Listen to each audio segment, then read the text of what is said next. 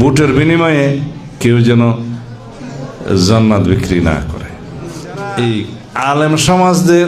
আলেম সমাজের উপকারের জন্য, আলেম সমাজের অর্থনৈতিক সমৃদ্ধির জন্য, সামাজিক মর্যাদা বৃদ্ধির জন্য কোনো পরিকল্পনা না দিয়ে শুধু শুধু ইসলামের দোহাই দিয়ে ধর্ম বিক্রি করা শুরু করেছে, সেটা আপনাদেরকে দেখতে হবে। আকলমান কে লিয়ে তো ইশারায় কাফি।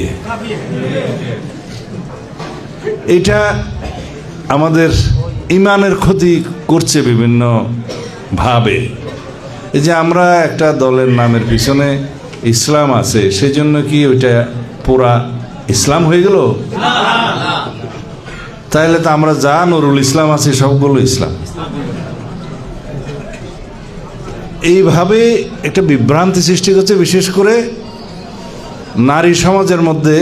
তারা এটা খুব বেশি অনুপ্রবেশ করার চেষ্টা করছে। আমাদের সরল মনা, আমাদের মা বোনদেরকে যে বিভিন্নভাবে বিভ্রান্ত করার চেষ্টা করছে। যদি কোনো মার্কাতে ভোট দিলে জান্নাত পাওয়া যেত, তাহলে আশরাফুল আলম মাদ্রাসার মধ্যে পড়াশোনা করার আর দরকার কি? কোন রকম একটা মার্কা বরাবর ভোট দিলে তো হইতো।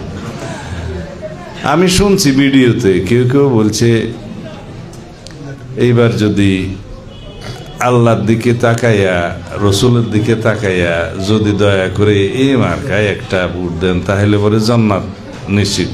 নাউজুবিল্লাহ। সামান্য দুনিয়াদারির জন্য, দুনিয়ার জন্য দিনকে বিক্রি করে দেয়া, এর চাইতে বড় জুলুম আর কিছু আছে? তো সুতরাং এইগুলোর বিপরীতে, আমি তো বাঙাল মানুষ, আমি বললে মানুষের কম শুনবে, কিন্তু আপনারা সবাই আলেম, আপনারা দিনের রক্ষক, দিনের প্রচারক, ইসলামের রক্ষক প্রচারক। আপনারা এই কথাগুলো দয়া করে সর্বত্র বলবেন। সুতরাং দুনিয়ার জন্য দিনকে যেন কেউ বিক্রি না করে, ভোটের বিনিময়ে কেউ যেন জান্নাত বিক্রি না করে। এই বিষয়টা আপনারা ঈমানি দায়িত্ব হিসেবে পালন করবেন। দরকার আছে এই জন্য যে টুপি মাথায় দিয়ে দাড়ি রেখে ইসলামের ক্ষতি করা খুবই সহজ। একজন অন্য ধর্মের লোক বা আমরা যাকে জানি ইসলামের বিপক্ষের লোক, তারা কি বলতে পারে সেটা মানুষ বোঝে। কিন্তু যদি দাড়ি টুপি দিয়ে ধর্মের দোহাই দিয়ে কথা বলে, তখন বিভ্রান্তি করা খুব সহজ হয়।